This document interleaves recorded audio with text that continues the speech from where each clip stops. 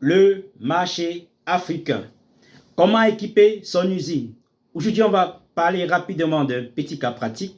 Nous avons accompagné en 2021 une jeune Togolaise, n'est-ce pas, qui s'apprêtait à se lancer dans le domaine de la boulangerie-pâtisserie moderne. Heureusement, elle nous a contactés avant, voilà, et après avoir suivi nos 60 jours de formation, elle avait déjà son site, n'est-ce pas, elle avait déjà son site, elle avait déjà un local qui avait été déjà construit.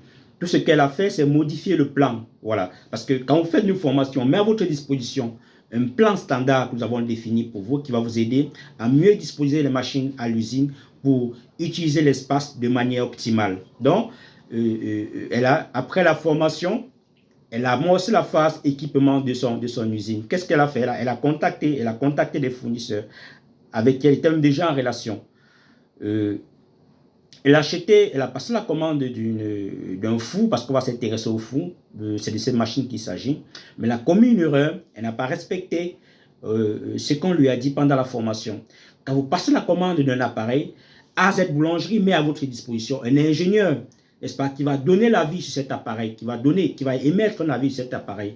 Pourquoi? Parce que vous devrez être capable, n'est-ce pas, de tirer le maximum de profit de cet appareil le plus longtemps possible avant qu'il puisse commencer à avoir sa première panne. Qu'est-ce que la jeune dame a fait? Elle a passé la commande du four et elle a avancé les sous. L'appareil a pris la route du pays du fabricant pour son pays, le Togo, Lomé bien sûr. Mais une fois l'appareil arrivé à Lomé, il fallait monter tout. C'est là où elle fait donc des photos et nous envoie. Elle envoie à l'ingénieur de AZ Boulangerie avec qui on travaille. Mais l'ingénieur se rend compte que elle venait de tomber dans un très gros piège. Ce four que la dame a acheté, c'est un four qui déconseille à tous les clients de AZ Boulangerie. Pourquoi? Parce que c'est l'un des fours qui demande beaucoup de travail en matière de service après-vente.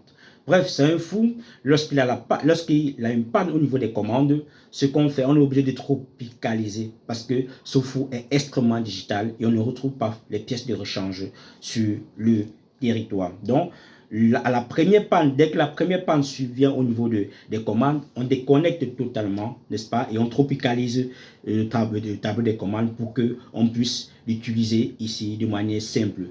Certainement, on va supprimer certaines fonctionnalités, voilà, pour permettre aux fonctionnalités essentielles du four de fonctionner. Donc, quand on vous forme et pendant la formation, on vous demande de respecter un certain nombre de processus tels que contacter notre ingénieur avant d'acheter un équipement ou bien avant de confirmer un achat, c'est pour votre bien. Parce que on sait qu'à la première survenance d'une panne, si vous n'avez pas fait du bon choix, vous aurez des problèmes. Vous aurez des problèmes. Soit parce que trouver le bon technicien pour dépanner rapidement votre four ne sera pas évident, soit parce que trouver la pièce de rechange ne sera pas facile. Voilà. C'était ce pourquoi nous voulons échanger avec vous ce matin. Portez-vous bien. Mais n'oubliez pas de cliquer sur la cloche de la chaîne YouTube pour rester connecté et bénéficier de nos prochaines vidéos. Partagez pour faire agrandir la communauté des entrepreneurs africains.